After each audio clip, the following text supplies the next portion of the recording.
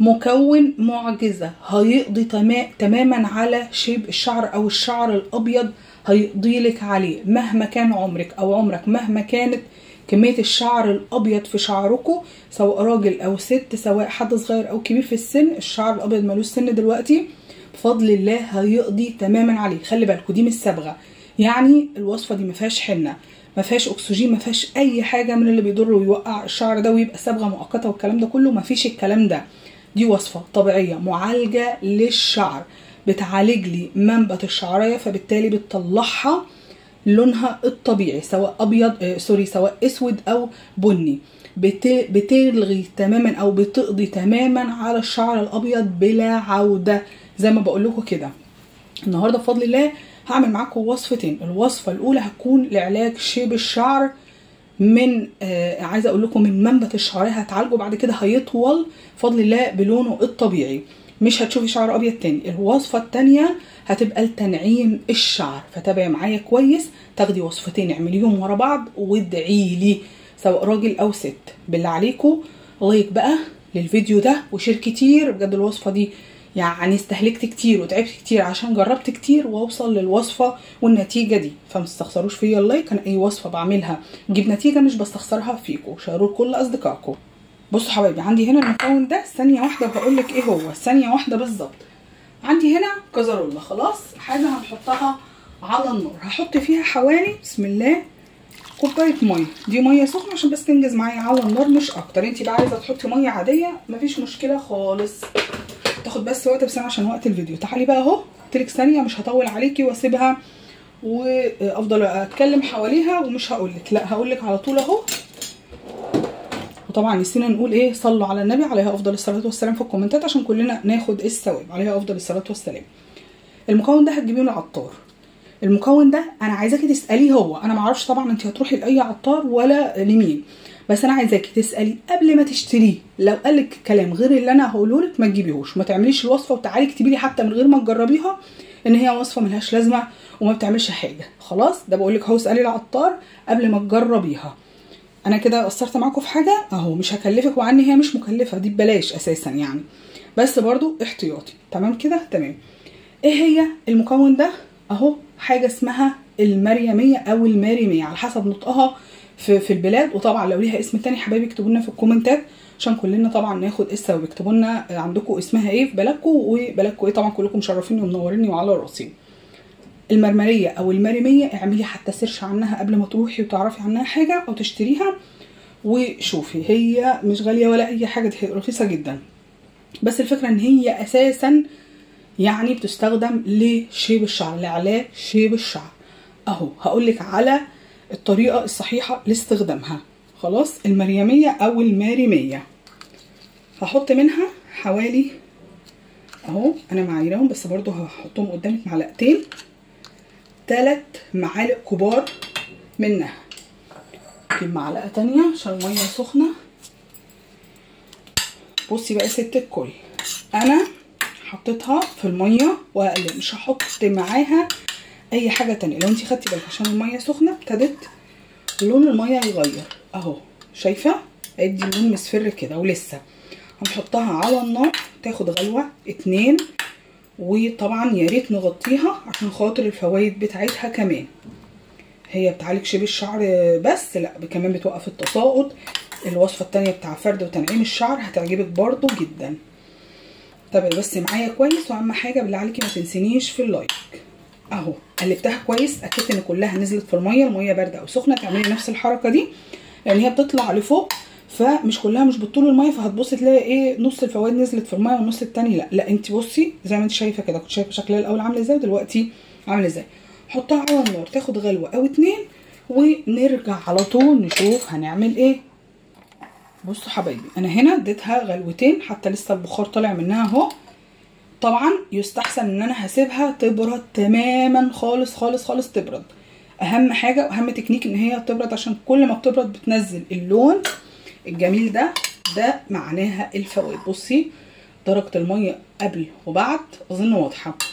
طيب هسيبها تهدى جنبي ونشوف باقي الوصفه هنعمل ايه. ركزي معايا كويس جدا في اللي جاي. طبعا انت هتسيبيها تبرد خالص، انا هشتغل في الوصفه عشان خاطر وقت الفيديو. عندي هنا حبايبي بيضه كامله، جربي وبعد كده احكمي، عشان الناس اللي هتقولي بيض، ايوه بيض. البيض ده بيعملوا منه شامبو للشعر، بيطولوا بيه الشعر، بيستخدموه لكذا حاجه، لانه بروتين طبيعي للشعر، بيفرد الشعرايه وبينبت الشعر، وكمان بيخلي الشعر كده يطول بطريقه غزيره جدا، وبيساعد كمان مع الوصفه دي لان فيه هنا زي فيتامينات او حاجات بتتحد كده مع بعض، فبالتالي بترجع الشعريه للونها الطبيعي، لانه معالج للشعر عموما، سواء الوصفه ككل بتساعد بعض او كلها على بعض تركيبتها اما بتندمج مع بعض بتدي بفضل الله النتيجه المطلوبه.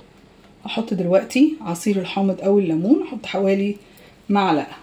الوصفه دي مش هتلاقي حد عاملها غيري، حصري وعندي انا فقط، وصفه من تجربتي الشخصيه، اللي هيعملها هيبقى بعدي بفضل الله مش قبلي.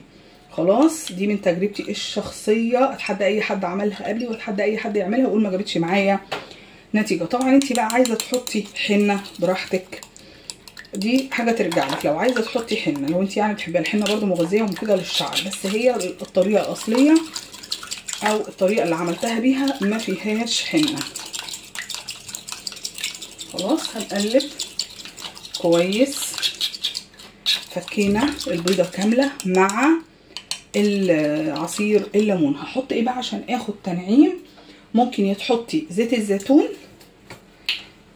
طيب لو شعري ملون بني او اي لون غير الاسود ما تحطيه زيت الزيتون، لانه بيسمر الشعرايه مع الاستعمال. نص معلقه. احط ايه؟ احط زيت الاطفال.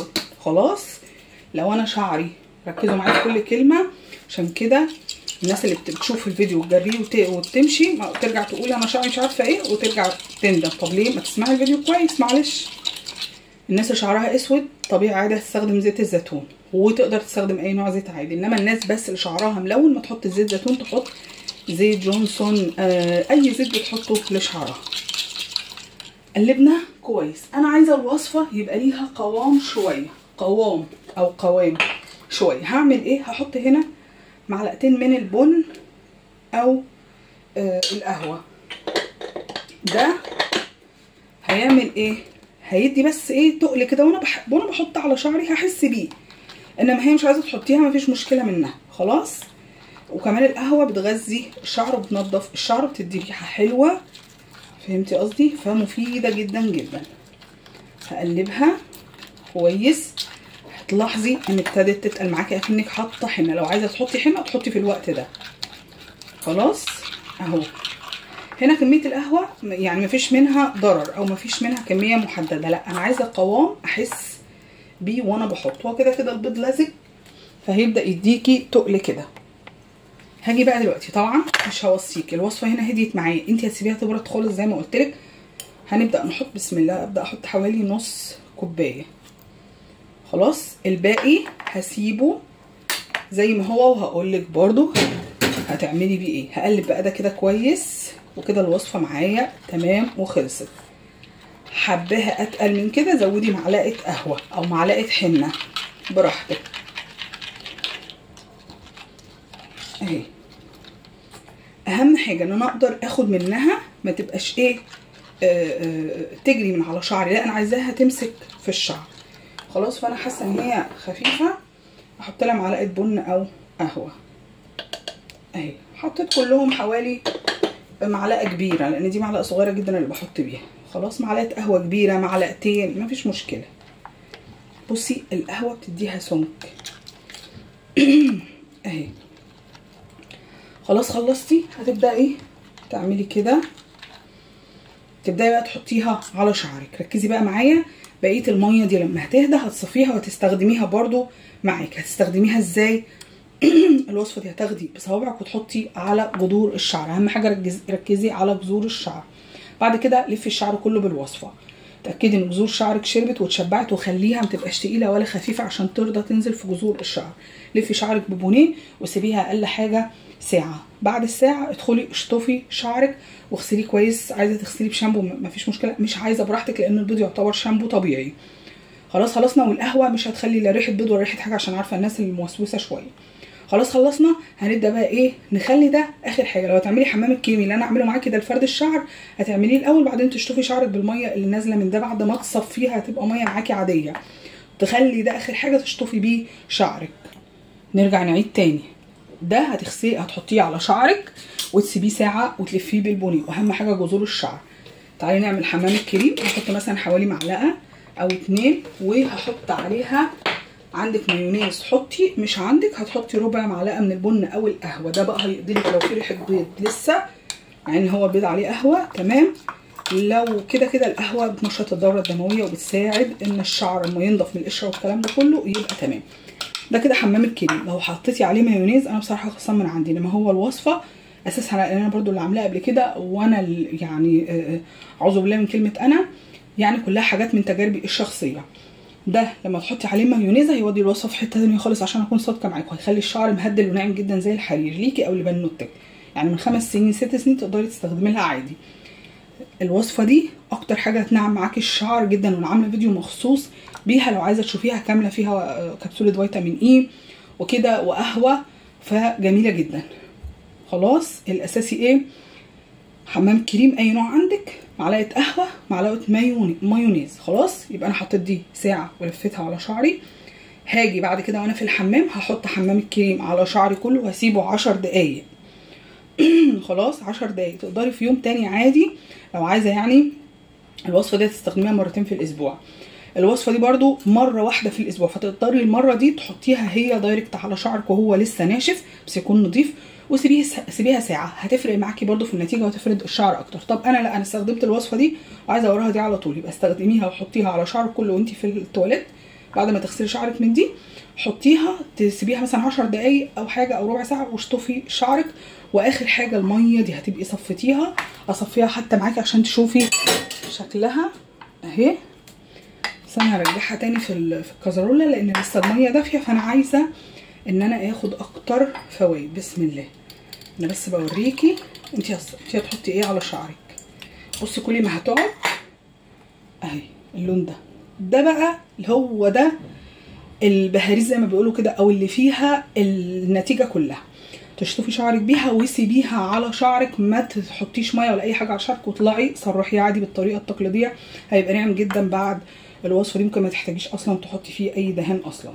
خلاص استخدمي الوصفه مرتين في الاسبوع، وعايزه منك اول بالله عليكي ما تشوفي نتيجه تيجي على طول تقولي لي.